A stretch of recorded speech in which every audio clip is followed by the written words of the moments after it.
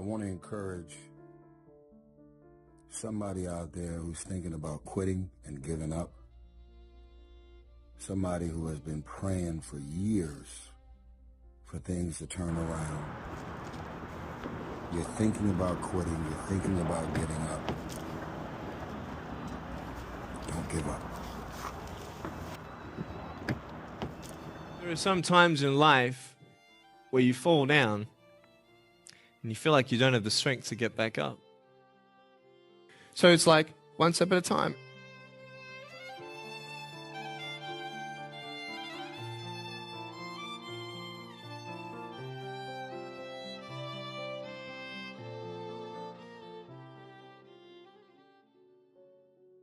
You just want to step out of it, to step out of the whole race, the whole business. The monstrosity of being alive overwhelms you.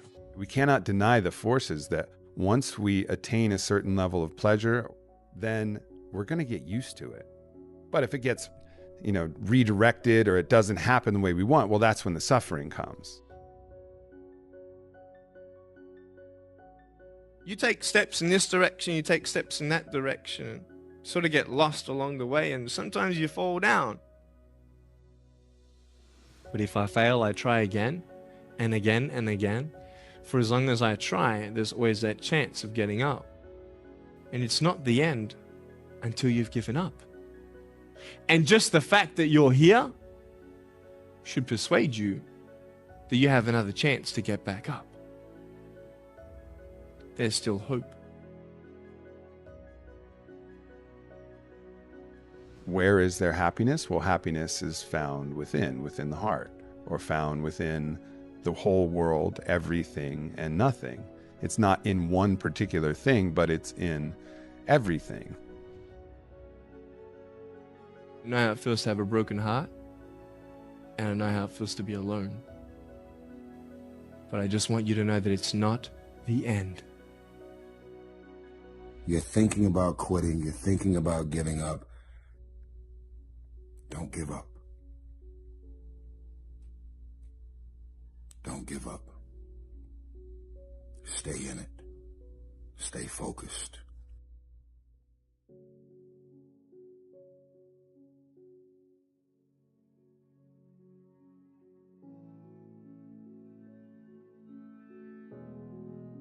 You've got to reevaluate and attack life again, and it's tough, it's hard. It's like being knocked back almost. Even though you're successful, it's like being pushed back again. Yeah, whether you win or you lose, the depression still sets in, right? Yeah. The number of teens, Gen Zers, 20-somethings suffering from depression and anxiety and loneliness. Loneliness is through the roof. This is one of the biggest issues that they're dealing with on college campuses. We rise to our maximum potential when we're of service to others. Going back to anxiety, going back to depression, going back to loneliness, I truly believe that's the answer. That's the way out of any kind of mental illness. It's like, I'm gonna make myself a better person. I'm gonna make the world a better place. And everything that I'm doing, I've got these two chariots and I'm going down this road, or I'm going down this road, or I'm going down both together.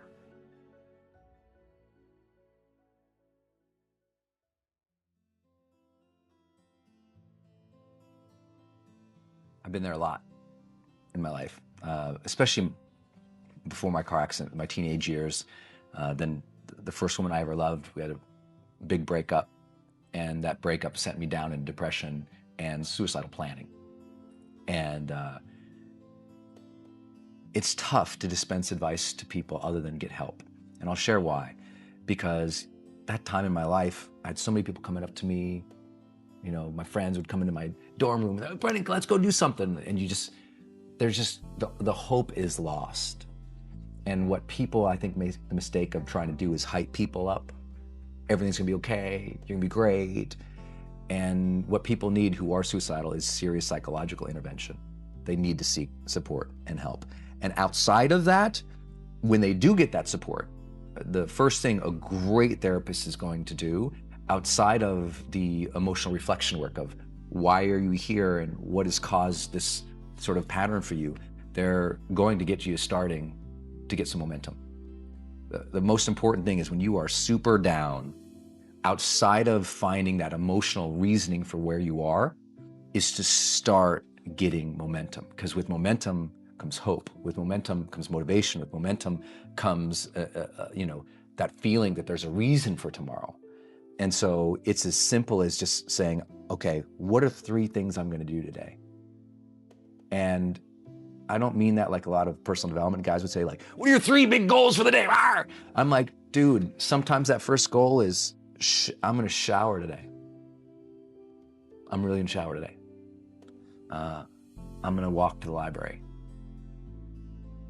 I'm going to come home. And that's all they got. Like literally, that's all they got. And you got to honor that struggle when you're in that place. Like, know that where you're at, it is okay that you're there. And now you're going to need help. And now you're going to have to set up some daily practices just every day, win a little bit. Not like win your dreams, not like crush through goals, not like be a badass, not like, no, just momentum, man. You know, most of the guys I've dealt with in that position who were suicidal, outside of their therapeutic work, I said, the most important thing you can do is win the morning. I don't want to ever be flippant with the advice to people who are dealing with that situation outside of get some help, get some momentum, and be okay if that momentum is really small, because it will build. Trust that that momentum builds, and trust that those gloomy and bad, dark days, trust that those are going to be there. They'll get less and less and less as you learn how to cope, but they're going to be there. And so when they're there, it's one of outside of teaching people to bring the joy in my life, I teach people to honor the struggle, honor the difficulty. When we honor the struggle instead of hate the struggle, we can really achieve extraordinary things because our mindset's in the right place. As soon as you honor the struggle, you accept that, oh, of course, there should be struggle here. I should honor this process. When you go to the gym to work out, you honor that this is going to be hard, and honor that process of getting better. And the more that you bring honor to it, the more your psyche builds with strength, and you get a little bit of that esteem back because you see yourself engaging something versus avoiding it and running away. You see yourself connecting with something and giving it reverence. You're like I have reverence for the difficulties of life. They may be better. So I don't want a friction-free life. I'm not interested in it. You know, I like to say sometimes that, you know, the journey to greatness begins the moment that our, you know, deep desires for comfort and ease are overpowered by our desires to connect and contribute.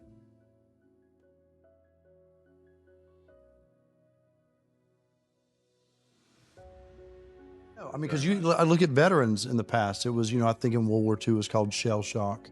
It was all these different things, but it was not acknowledged in the way that it is now. But I think it needs to be talked about more. Okay. I think the more things are talked about, the more comfortable we are, and the more we can understand them. When I woke up one morning and saw that in a tweet that Prince Harry came out talking about his depression, it made me really happy. Because I've been places and someone has said, well, you lost an arm and a leg, so you had a right to be depressed. And I stopped them. I was like, depression is real. You don't even have to go through something traumatic. Some are caused by, you know, something traumatic. Some can be a chemical imbalance in the brain. And I feel like if you had heart problems and saw a cardiologist, well, everyone would be concerned about you, would know you're doing better, and it would be open and honest with the crew, anybody you work with. Not weird. But the most complicated organ in your body, if you have a problem with it, suddenly we don't want to talk about that. No, and you can get over it. And that's what people need to realize. You can be cured. You can get past it.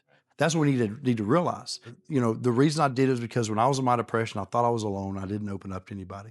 So I thought someone's going to read this and it's going to help them.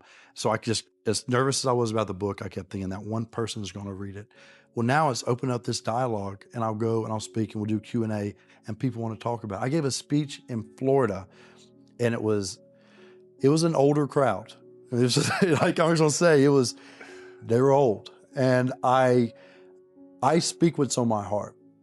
And I gave my speech, and as I was closing, I kind of mentioned some depression. because I was coming out of the winter months, and it hit me again this past winter, and I went and saw the doctor, and so it was on my mind, and it came up. And as I was saying, I thought, this generation of people probably aren't connecting to what I'm saying.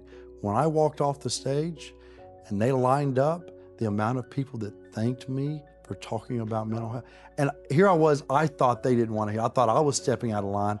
No, it needs to be talked about, because it's not just this generation. It's people are realizing more and more that it's an issue. Right. And the more we talk about it, the easier it is for people to be honest with themselves and get the help they need.